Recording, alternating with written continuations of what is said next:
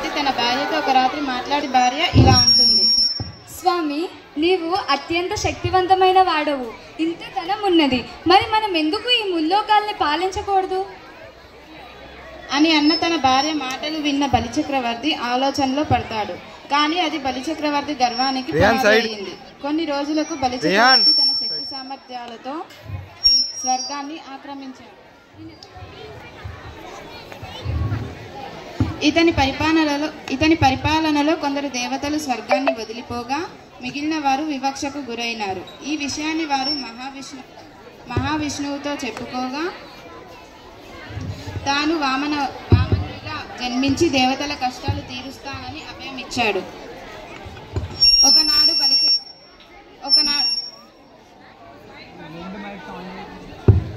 ఒకనాడు బలిచక్రవర్తి నర్మదా నది తీరాన యాగం పూర్తయిన తర్వాత బలిచక్రవర్తి తన గురువైన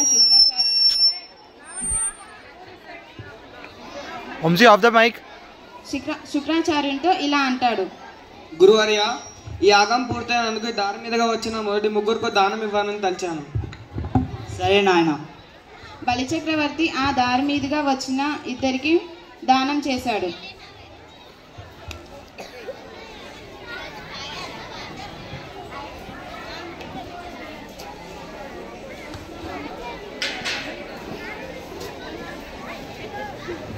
మూడవ వ్యక్తి కోసం ఎదురు చూస్తుండగా శ్రీ మహావిష్ణువు వామనవతారంలో అక్కడికి ఆ దారి మీదుగా వచ్చాడు.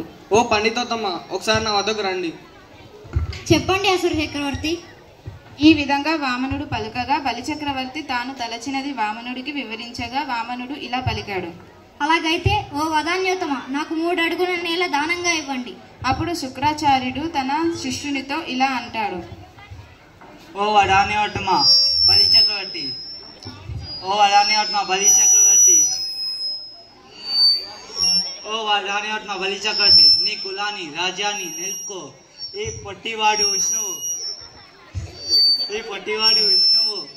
3 అడుగులతో 3 లోకాలను ఆక్రమించే వంటి త్రివిక్రమ రూపాన్ని. నిజమే పూర్వం గురువర్య, మీరు చెప్పి నిజమే.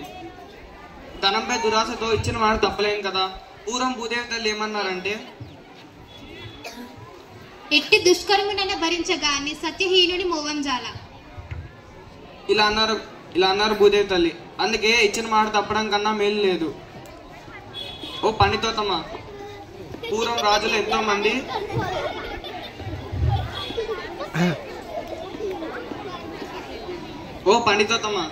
ధనంపై దురాశతో ఇచ్చిన మాట తప్పలేను కదా.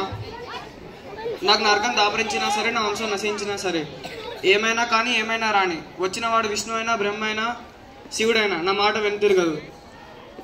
ఆచార్య, పూర్వం రాజులు ఎంతో మంది అహంకారంతో విర్రవీగారు. కానీ వాళ్ళెవరో సిరిని మూటగట్టుకుని పోలేదు కదా. కేవలం అది చేసిన మంచి పనుల ద్వారానే ఇప్పటికీ వాళ్ళ కీర్తి కలకాలం నిలిచిపోయింది. బాగా బ్రతికిన, ఎన్ని కష్టాలకు గురైన, పేదరికం వచ్చినా, ప్రాణానికి ధనానికి చేటు వచ్చినా, చివరికి మరణమే సంభవించినా సరే అభిమాన ధనులు మాట తప్పలేరు. ఈ విధంగా బలిచక్రవర్తి మాట్లాడుతుండగా తన భార్య వింధ్యావళి భర్త సైగను గమనించి బ్రహ్మచారి కాళ్ళు కడిగి దానం చేయటానికి శ్రేష్టమైన కలశంతో నీళ్లు తెచ్చింది. అప్పుడు వామనుడితో బలిచక్రవర్తి ఇట్లా అంటాడు. ఓ పండితోత్తమ, ఒకసారి నా వద్దకు రండి. ఎందుకు ఆలస్యం? మీ పాదాలను కడగనివ్వండి. వామనుడైన విష్ణువు పాదాలు కడిగి ఆ పవిత్ర జలాన్ని నెత్తిపైన చల్లుకున్నాడు.